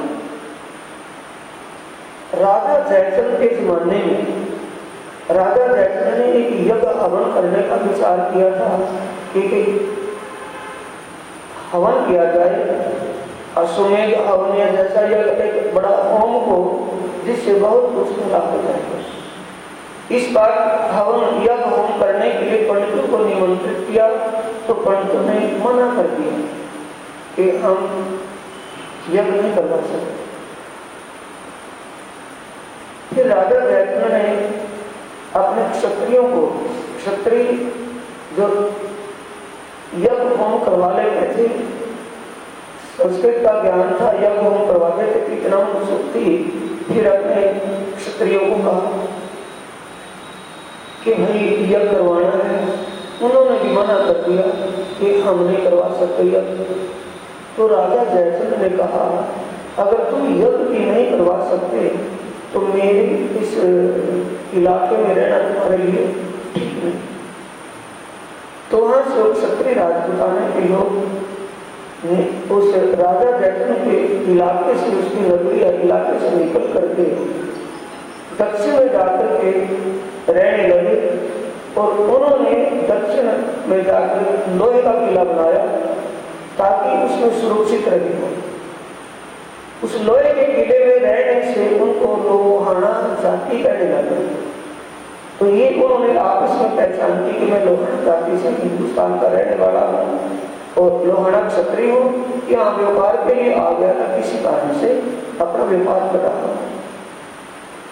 जागा अपने नजदीक उतारे अपने, ये सब कुछ अता पता निकाल करके नजदीकी की बात समझ करके उन्होंने प्राणनाथ जी को अपने घर में, अपने कोठी बंगले में ही दूसरी साइड अपना मकान दे दिया ताकि उनकी व्यवस्था पूर्ण रूप से वहां बनी रही, सेवा होने लगी।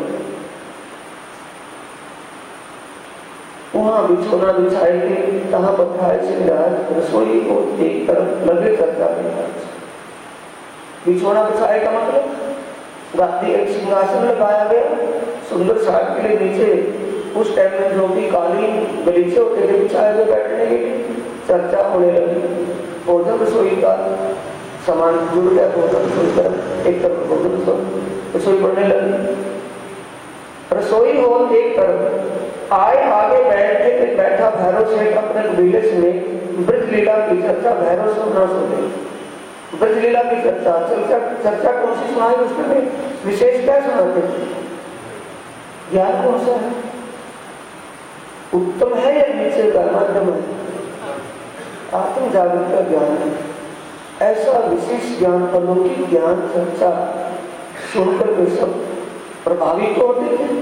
पर ये बात सामने आ जाती थी कि हम घर बार छोड़ करके, बाल बच्चे छोड़ करके कैसे निकले, कैसे बाबा बने, क्योंकि ये काम तो मुक्ति का तो महात्मा संतों का, सिद्ध पुरुषों का होता है। हम घर बार कैसे छोड़े, कैसे घर से बच्चों को छोड़ करके निकले। तब कौन सी चर्चा होती थी? ब्रज की, कि ब्रज के अंदर हम घर बार में रहते हुए अपने बाल बच्चों का लालन पालन करते हुए, घर बार का टैक्स गुजारा करते हुए, तब भी हमारी सुरता अपने प्राण देते हुए घर पर लगी रहती। उसके स्वरूप शोभा और लीला हमारा ध्यान चित्त लगा रहता था। तब हम अब भी तो वही करना है, अब भी वैसे करना है।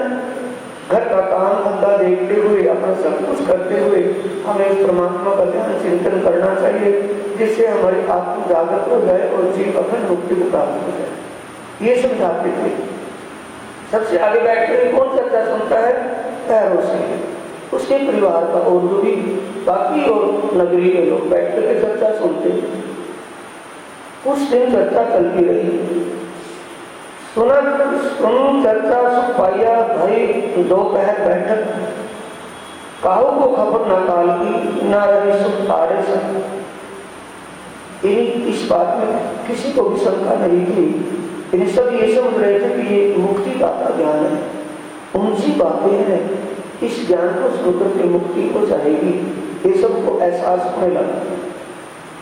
काहू को खबर ना काल की, ज्ञान चर्चा में किसी को समय का पता नहीं लगता था, थोड़ी देर में कई घंटे तक लगी चर्चा, लेकिन ऐसा लगता था कि अभी बैठे हैं और भी कुछ सुने और भी कुछ सुने, ये लग रहती थी चर्चा में। रसोई की अर्ज भई उनके सिराज उन वक्त भैरव गया अपने घर, बहुत खुशहाल को आई। रसोई तैयार हो गई, सबको भोजन के लिए कहा गया। टंडन जी अपने भोजन प्रसाद के लिए जीने के लिए चले गए। सब सुंदर साथ भोजन प्रसाद जीने लगे और भैरव से अपने महल में चला गया भोजन के लिए। फिर दोबारा चर्चा हुई, फिर होने लगी चर्चा। वक्त भरो लैल, फिर कीर्तन करने लगे भय मगन बिजते। कीर्तन फिर वो वाणी चर्चा हुई। रात को वाणी का अवतरण हुआ। अगले दिन फिर चर्चा हुई। यहाँ बहुत यहाँ बहुत रात बीत गई, हुआ उठने का समय। भैरव सेठ गया अपने घरों, भय साथ में चर्चा। पूरी रात चर्चा चलती रहती, दिन चर्चा चलती रहती थी, तो समय का पता ही नहीं चलेगा। उठे दातुन पानी को, भैरव खुली नजर। एक चर्चा हो गई, मतलब चर्चा तो दिन निकल गया। सब फ्रेश होने के लिए कुल्ला पानी के लिए चले गए। भैरव को समझ में आया कि ज्ञान तो बहुत ऊंचा है, मुक्ति दाता क्या है, लेकिन मेरी समझ में पूर्ण रूप से नहीं आ रहा, कुछ कारण है। भैरव खुली नजर का मतलब ज्ञान तो ऊंचा है, लेकिन इस ज्ञान पर कैसे चला जा सकता है, क्यों पूर्ण रूप से समझ में नहीं आ रहा। कहते हैं कि मुक्ति दाता ज्ञान है और आत्मा का साक्षात या परमात्मा का साक्षात इसे साक्षात होता है, पर मेरी समझ में कुछ नहीं आता, क्या कारण है।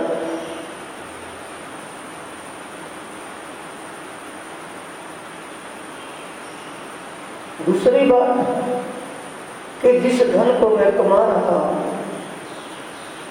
जिसको मैं इकट्ठा कर रहा हूं,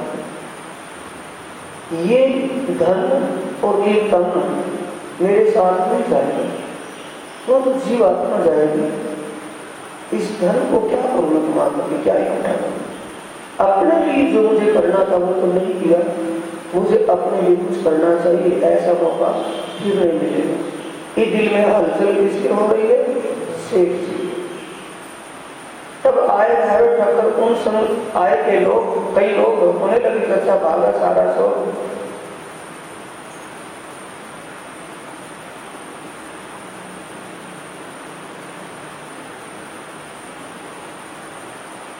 बीच में प्रसंग आता, सुंदर साहब कई सुंदर साहब और आप नबी इकट्ठे होने लगे। मुल्तानी बाहर के रहने वाले, मुल्तान के रहने वाले के साथी लोग, व्यापारी भैरव सेठ के साथ वो भी आकर के चर्चा सुनते हैं। वो कबीर पंथ से संबंधित थे। कबीर की वो साधना की किताब लिए हुए, वो पोथी में से वो साहित्य तो पढ़ते थे, लेकिन वो समझ में नहीं आती थी। जब श्री प्राणनाथ जी के मुखारबिंद से उस अक्षर ब्रह्म बेहद मंडल और अक्षर के मूल स्वरूप का ज्ञान उन्होंने सुना, तब उनको ये विशेष हो गया कि ये कोई महान पुरुष, दिव्य पुरुष है, एक आम इंसान नहीं। कोई दिन चर्चा सेवे दो लगे कदम, जेता था अंकुरिन का इन सोती आत्म। जितना उनका अंकुर के भाग्य में जाता था कि उतना सुना, विश्वास से सुना। तेज वायु से आय कर्म दीदार, लायक मिला अपना, ना रही सब कीर्तन बिहार। तेज भाई बुढ़िया अपने परिवार, पहले उन्होंने ज्ञान चर्चा सुनी, फिर अपने परिवार वालों को लाने लगे। ज्ञान चर्चा में इतनी निबद्धता हो गई कि उस बुढ़िया को उस ज्ञान चर्चा के अलावा दूसरा कुछ भी अच्छा नहीं लगता। अब भैरव से राजे कहा तुम हमें बुलाए कि, अब किसको कहते हैं? भैरव से। सेठ जी आपने हमारे ऊपर बहुत बड़ा एहसान किया है। एक तो हमारे साथियों को बंदी खाने से छुड़वाया निस्वार्थ भाव से, दूसरा आप हमें अपने घर में बैठा करके रोज सेवा कर रहे हैं। ये एहसान हम कैसे भूलेंगे? आपका कैसा ऋण चुकाएंगे? अब हम तुम्हारे आगे कौन सी राखें वस्त्र, जिनसे हुए बदला हम दाता किया कर सकते। हमने ज्ञान चर्चा आपको काफी दिन सुनाते होंगे, लेकिन उस ज्ञान का असर आपके ऊपर अभी तक नहीं हुआ। मैं अपना ऋण चुकाने के लिए ऐसा कर रहा था जिससे मैं तुम्हारा बदले का मतलब ऋण चुका सका। आपने जो हमारे ऊपर एहसान किया, ज्ञान चर्चा सुन रहे, सेवा कर रहे हैं, तो साथियों को बंदी खाने से छुड़वाया। जो कछु हम पे वस्त है, सो आगे राखी सब तुम, सो ग्रह तुम चित्त में जो फल पावेगा। जो विशेष बात हमने आपको बताई वो आपको सुनाई है, समझाई है, लेकिन अभी तक आपकी समझ में नहीं आई क्या बात, ऐसा क्या कारण। मैं अपना ऋण चुकाना चाहता हूँ, कुछ भी हो। तब भैरव भक्तर ने वचन आदि जी के कहे तुम मेहर करी मुझ ऊपर जो सुनाने में तुम है, कि आपकी बड़ी असीम कृपा हुई जो आप यहाँ आगे हमें भी आपके ऐसे प्रवचन सुनने को मिल गए। तब श्री जी ने कहा तुम इतना करो परहेज कि नहीं अभी तक आत्म जागृत नहीं हुई, अभी तो सुनाना है, जो सुनाया वो समझ में नहीं आया आपकी। तो मैंने विचार किया है कि आपके ऊपर कोई न कोई भूल है, कमी तो कह नहीं सकते ना, भूल है जिससे आपकी आत्म जागृत नहीं हो पा रही है। आप क्या कहना चाहते हो महाराज जी? कि भाई परहेज से 1 महीने तक भी ज्ञान चर्चा सुननी पड़ेगी और उसके लिए आपको कुछ संयम बरतना पड़ेगा ताकि आप समझ उस ज्ञान को समझ में आ जाए। तब श्री जी ने कहा तुम इतना करो परहेज होए प्राप्त चरण भगवान के घरों बैठे से, कि मैं ये विचार से आपके घर आया हूँ कि आप गृहस्थी होते हुए उस ज्ञान को समझ लो, उस ज्ञान से तुम्हारी आत्म जागृत हो जाएगी और आप अच्छी सदा की अखंड मुक्ति को प्राप्त हो जाएगी। तब भैरव सेठ चौंका, क्या ऐसा हो सकता है? क्यों चौंका? कि अपना अंदर सारा कमियों का भरा पड़ा है कि तो किसी एक सात्विक महापुरुष की साक्षित के वश की बातें ज्ञान है, मुक्तिदाता ज्ञान है, मुक्ति की बातें जो कह रहे हैं, मुक्ति तो सिद्ध साथ की हो सकती है, आम दृष्टि की थोड़ी हो सकती है। तो कहता है परहेज कितना करना? 1 महीना की मुद्द आगे करो तुम, जो हुए जन्म प्राप्त तुमको कहे तो सुनावे। अगर आपकी इच्छा हो तो 1 महीने का परहेज कर सकते हो। कि परहेज कितना पे? 1 महीने तक। कि जब 1 महीने तक अगर आपको आपकी आत्मा जागृत ना होए, आपको परमात्मा का साक्षात्कार ना होए, तो फिर परहेज तोड़ दियो, कोई मना नहीं। तब अपना परहेज तोड़ियो, विदा कीजो हमको, हम जाओ अपने घरों, तुम रहियो मगन माया। कि परहेज क्या है? कि पीना तंबाकू छोड़ दो, मांस मछली सब, शराब और सब कैद पर दारा चोरी न कर।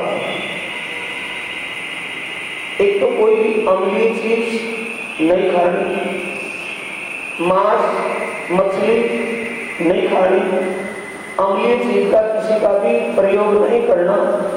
दूसरा, परदारा प्राय स्त्री के साथ अनुचित संबंध नहीं जोड़ना। दूसरा, छल कपट का भाव दिल से निकाल देना। व्यापार किसे चलता है? व्यापार किसे चल रहा था? छल कपट से। खान पीन कौन सा था? मांस और मछली का, मांस मछली और दारू का पीना था। अब ऐसे में वो कैसे करे? मुसीबत खड़ी हो गई।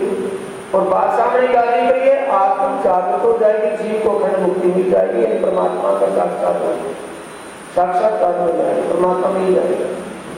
कि मुझे मिल सकता है कि हाँ मिल सकता है, अगर 1 महीने का परहेज करो तो उसी समय एक ऐसी बात का परहेज करो इन वक्त तो तुमको हुए प्राप्त पाओ सुक्ति।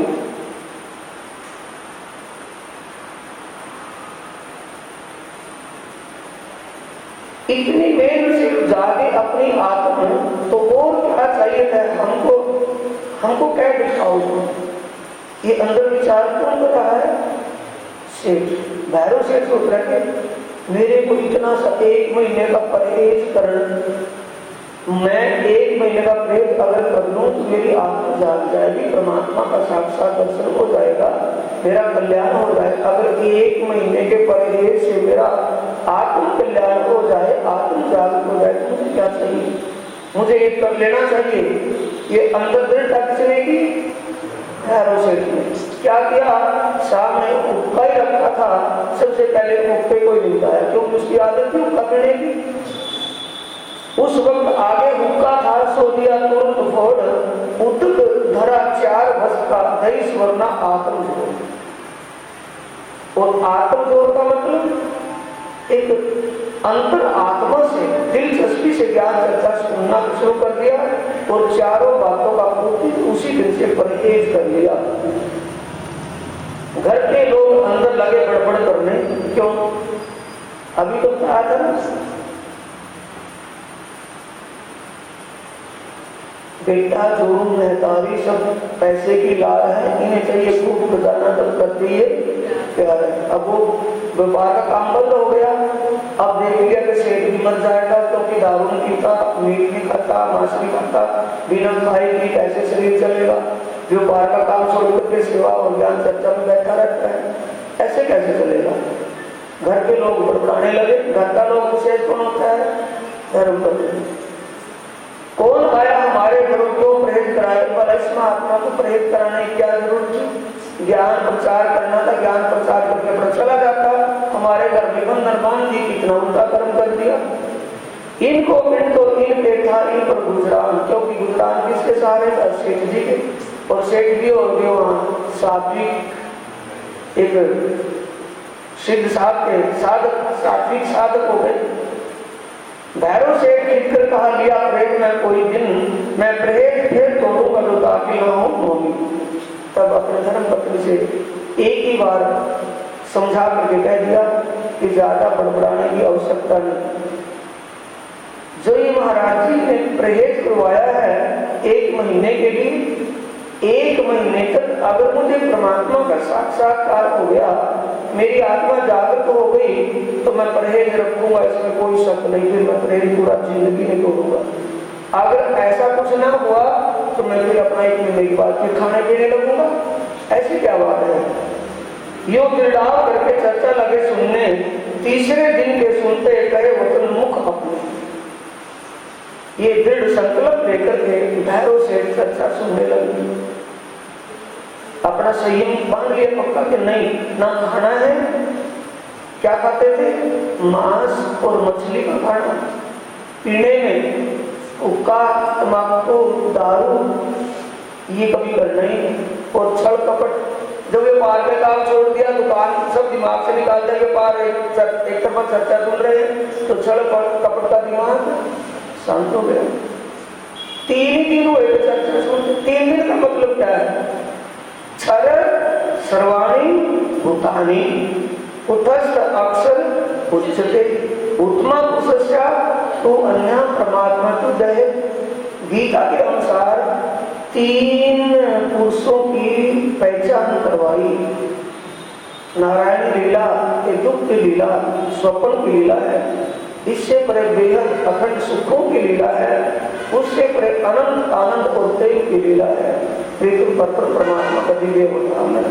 सब लीला अद्वैत में है।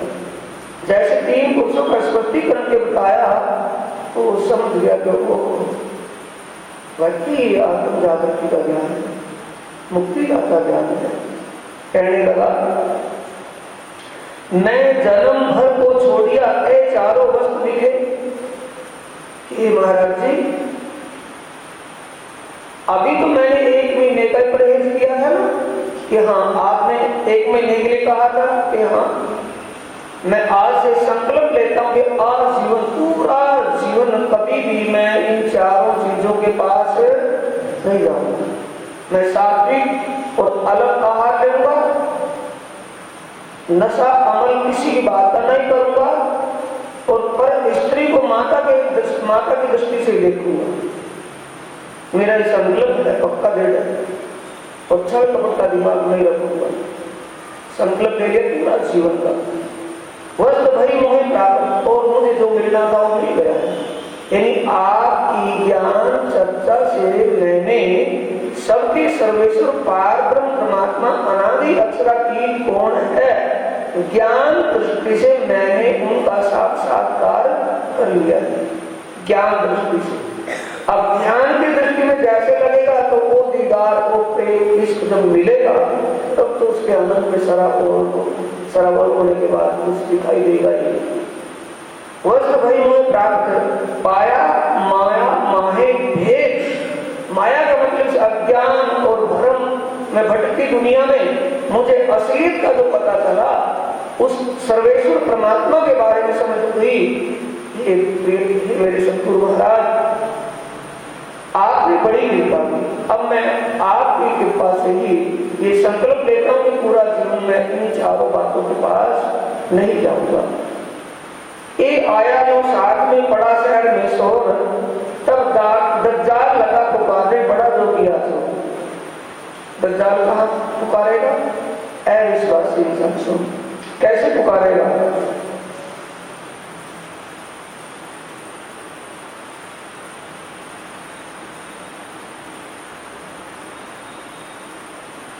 सुपारियों से बिना करके आप वैसे ही। अब भैरव सेठ अबासी बंदर में रहता था, तो तेज बाई बुढ़िया वो ज्ञान चर्चा में आती थी। अब उस बुढ़िया के साथ और भी कई व्यापारियों की धर्म पत्नियां वहां ज्ञान चर्चा में आने लगी, और ज्ञान चर्चा में कोई समय का देर शेर भी हो जाती थी। अब वो देर शेर होने से उन व्यापारियों की धर्म पत्नियां देर से घर में जाती थी, तो भोजन प्रसाद ठंडा बासी हो जाता था। उससे वो गुस्सा नाराज होने लगे अपने धर्म पत्नियों को। इतने नाराज होने लगे, पता लगा कि तुम किसके साथ जाती हो? कि तेज बाई बुढ़िया के साथ। तो सारे मिलकर के इकट्ठे होकर तेज बाई बुढ़िया के घर आए।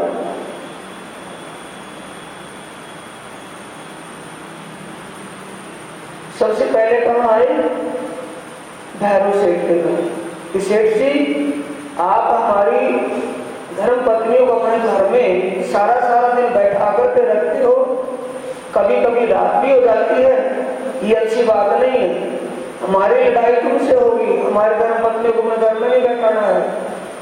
तो भैरव सेठ ने कहा कि भाई, मैं तुम्हारे घर तो नहीं गया बुलाने के लिए। अगर मैं बुलाने गया हूँ और बुला करके ला करके यहाँ बैठाता हूँ तो मैं गुनाहगार हूँ। तुम अपने घर वाले, अपने धर्म पत्नियों को मना कर दो, रोक दो ना आए वो, इसमें मेरा क्या दोष है? हमारे घर तो ज्ञान चर्चा होती है, ज्ञान चर्चा में कोई भी आता है। फिर पता करा कि किसके साथ जाती है? तेज बाई बुढ़िया के साथ।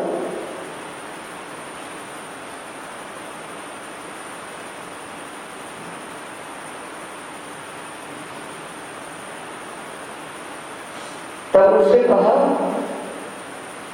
तुम आड़े हो तो तिनके ना आप सुनो ना देव सुनने, ये सब करते हैं कलयुग, सब भलो चाहे अपने। सेठ जी ने कहा कि तुम्हारे अंदर कलयुग बैठा है, ना तुम खुद सुनते हो ना सुनना दूसरे को सुनने देते हो। तुम्हारे ऐसे दुर्भाग्य है।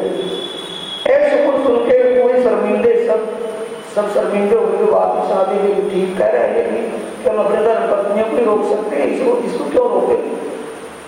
खिसियाए के पीछे फिरे अपने घरों आए, तब लगे लुगाइयों से लड़ने को। तुम जाओ तीत, ऐसा ना चाहिए तुमको जो घर छोड़ो रात भर कि रातों घर से निकल करके वहां सेठ के घर जाओ, तुम्हें ऐसा नहीं करना चाहिए। किसी करने लगे अपने धर्म पत्नियों से घर में आकर, तो वहां सामने बेइज्जती सी होगी ना सेठ के घर जाने, तो आकर के गुस्सा और नाराजगी किस पर डालते हैं? धर्म पत्नियों पर। अब धर्म पत्नी क्या देती है, क्या कहती है? तब जवाब दिया उन्होंने, हमसे बुरा न हुआ कोई काम, चर्चा सुनने भगवान की जात है तिष्ठा। अब ये बताइए,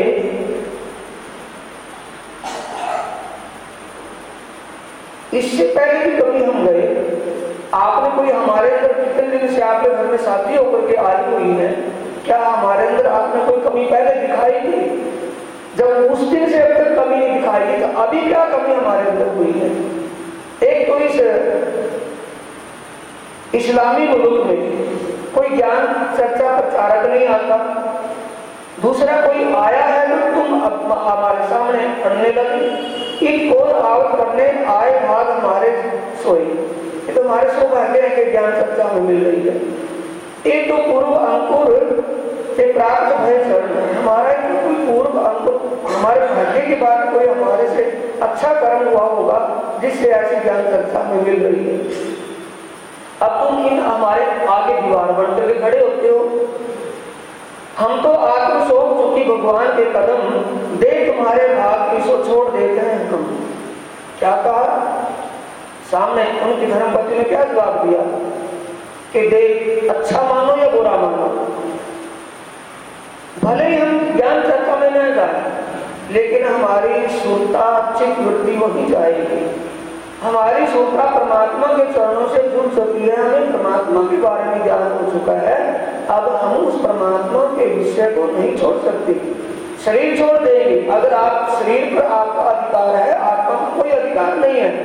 अगर आपको शरीर चाहिए तो सबने अपनी उपरेणी लेकर लिखा है, उपरेणी में मतलब गलों में चुन्नी डाल करके सबने फांसी का बंदा बना लिया। तो कहते हो तो अभी अपनी जान निकाल दे, हम शरीर छोड़ देंगे, इस शरीर को कर लेना जो कुछ करना है, आत्मा तो हमारी वहीं चली जाएगी।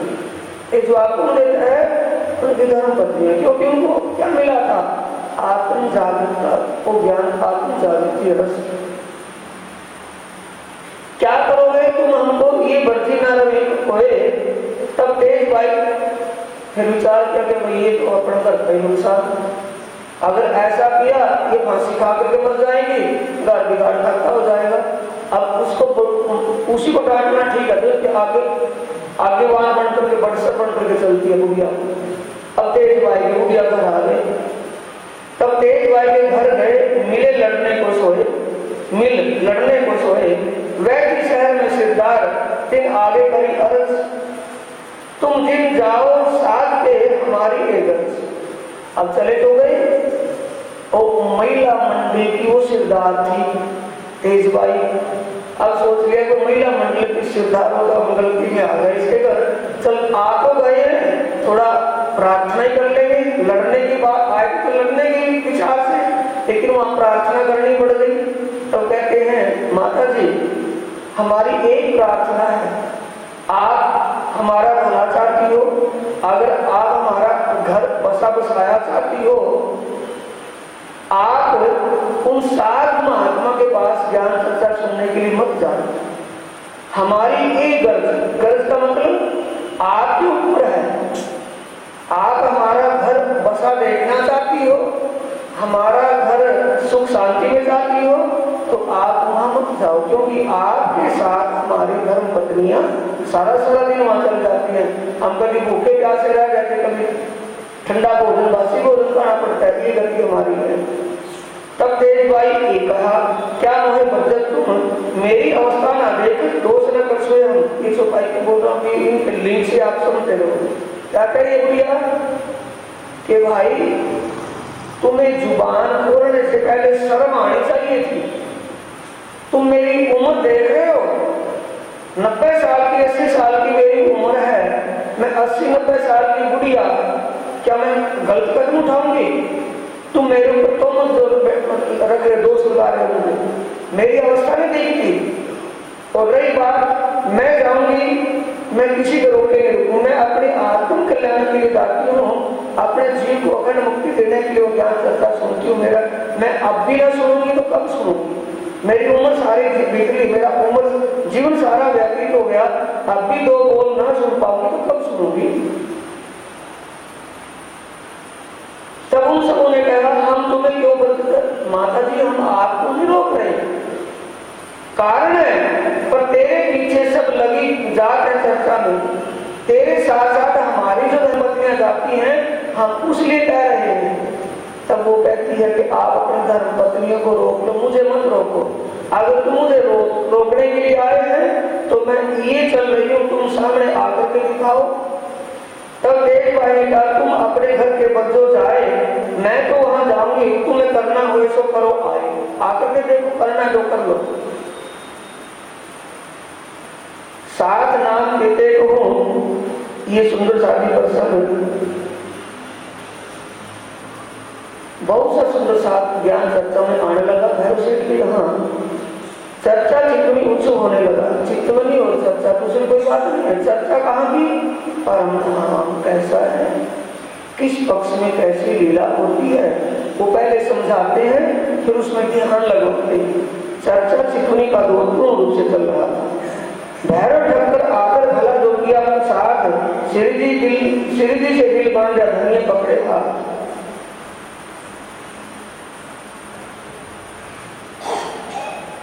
अपरानाथ जी चलने के लिए विचार करते हैं तो सब सुंदर साथ रो करके जा करके शिष्य लेकर रोने लगे, कहने लगे हमको क्यों भी छोड़ोगे, कर असनाई धाम, हमारी सूत बांधी एक तुम सो, रहा ना कोई एक प्राण प्रीतम। हे परमेश्वर, मूल स्वरूप में भी आप हो और लीला स्वरूप में आप हो, ये हमने अच्छी तरह समझ लिया है। हमारी आत्मा आपसे जुड़ी हुई है, बाहर तक नहीं। आप हमें जागृत करके नहीं, उस आत्मा और परमात्मा के विषय समझा करके आपने हमारी सोता जो परमात्मा के स्वरूप शोभा और लीला धाम में लगाई है। अब हम कैसे रह सकते हैं आपके बिना? कुछ भी करो, आपको नहीं जाना। श्रीजी विचारिए तो कभी बरस रहे एक, तो साथ आवे सनेस हो, एक से हो अनेक। बात बड़ी है करनी आवे साकुंडल सकुमार, विस्तार हुए ब्रह्मांड में जाको वारना। अब प्राणा जी विचार करेंगे ठीक है, अगर मैं साल भर और भी रहूं तो सुंदर साथ तो काफी हो जाएगी, भीड़ तो लगेगी आने वालों की, लेकिन विशेष क्या है? साकुंडल और सकुमार आत्मा। सकुंडल सकुमार आत्मा को जागृत करने के लिए जो धनी ने संकेत दिया था, तो सदगुरु धनी के उस संकेत को पूरा तो तभी किया जा सकता है अगर मैं हमसे बात आगे चलूं। ये विचार करके अब प्रणा जी कह रहे हैं हम एक ही बंदर अट्टे क्या रात करना इत, एक तो हमें ना छोड़ आज इन वक्त। इनके कहने से क्या होता है? ये तो साल भर भी छोड़ते हैं, क्या मुझे रात को भी करना है या एक तरफा यही रहना है? मुझे जागने से मतलब है। ये प्राणा जी विचार करने लगे और एक विचार नित करे देखा तरफ श्रीराज और कहा, ये विचार करके कहा, मतलब अंदर ही अंदर अपने दिल में किसने लिया? महामती श्री प्राणा जी के धाम धनी मूल स्वरूप का ध्यान करके अपने दिल में लिया कि आपको जैसा अच्छा लगे वैसा करो, अब जैसा आपका हुक्म होगा मैं वही करूंगा। आपको जानो तो राजी राखो, जानो तो दलगी, पाक करो हादी बना, क्या बैठा हो माए धनी जैसी आपकी इच्छा। हम तो आप हुक्म के आपके हाथ को ये विचार अंदर आया कि जैसा भी आपको वो ही होगा। एक तो कार्य कारण आज साथ बढ़ाना ठोर ठोर, इस वास्ते ऐसा था ये तब आई बाकी हो। हुक्म हुआ आगे का वहां नहीं की आमदन, तब रात को लगे भागने जहां तहां निगाह। क्या हुआ? बातों का मतलब दिल में किसी ने विचारा है? क्या वो इंसान है कि स्वयं अनादि अक्षरातीत पारब्रह्म स्वरूप है? बोलो, अनादि अक्षरातीत पारब्रह्म स्वरूप कहाँ बैठा है? महामती के धाम भी। उन्होंने जैसा इस बात पर एक विशेष विचार किया तो विचार के साथ इस बात का हल उसी वक्त हो गया। क्या हल हुआ? जो अबासी बंदर में पहला हाकिम था उसका तबादला हो गया, वो अच्छा सद्भाव का था, और दूसरा कठोर विचारों का आ गया उसी दिन बदल करके। जब ये अबासी बंदर के बहनों शेर को पता चला कि भी ऐसा ऐसा हो गया, तो विचार किया हो तो बड़ा जुल्मदारी है। अगर उन्होंने हमारे महाराज जी को थोड़ा सा कुछ कैश में दिया तो हमारी तो बेइज्जती हो जाएगी, इसलिए अब महाराज जी को रोकना यहाँ ठीक नहीं। जब इसका तबादला हो जाएगा फिर शांत माहौल होगा तो बुला लेंगे। ये विचार बन गया सबका, और सबके सब श्री प्राणनाथ जी को। तब रजा गई राज को, रजा इजाजत को कहते हैं, इसको रजा इजाजत दे रहे हैं राज को। कौन सी रजा है? प्रेम के बंधन की। सुंदर सा श्री प्राणनाथ जी के प्रेम में विभोर हुआ था, प्रेम में बना हुआ था, तो सब सुंदर सा कहते हैं रामधनी आपकी इच्छा से जो होगा वो ही होगा, हमारे बस का कुछ नहीं है, जो आपने सोचा वो ही होगा, हमारी सोच से कुछ नहीं होगा, अब आप जा सकते हैं, मजबूरी है, फिर आना है। तब रजा गई रात को, नाव को बैठ गए बसरे पे, ताकर चढ़ाए साथ को, उठ आए पहुंचे सुंदर साथ को लेकर के। अब बसरा वहां से अबासी बंदर से चल करके बसरा के लिए गांव बैठ गए। जैसा जिनका अंकुर लाभ लिया तीन माफक, ताको तैसी शोभा भई जो आज्ञा थी, उनकी इच्छा से जिसको जो सुख मिलना था वैसा ही मिला। श्री महामती के मोमिनो ए अबासी बंदर की बीतक, अब फिर कहूं ठट्ठे की जो बीतक हुक्म तक। एक अबासी बंदर का जिक्र बीच में आ गया था, अभी ठट्ठा नगर की बात बाकी है, तो ठट्ठा नगर का जिक्र कल को सुनेंगे सुंदर साहब जी। आज की चर्चा को यहीं पर विराम देते हैं। बोलो श्री प्राणनाथ प्यारे की, श्री सद्गुरु महाराज की। चौपाई दोहराएंगे। श्री महामती के मोमिनो ए अबासी बंदर की बीतक, अब फिर कहूं ठट्ठे की, जो बीतक हुक्म हक, जो बीतक हुक्म हक, जो बीतक हुक्म हक। बोलो श्री प्राण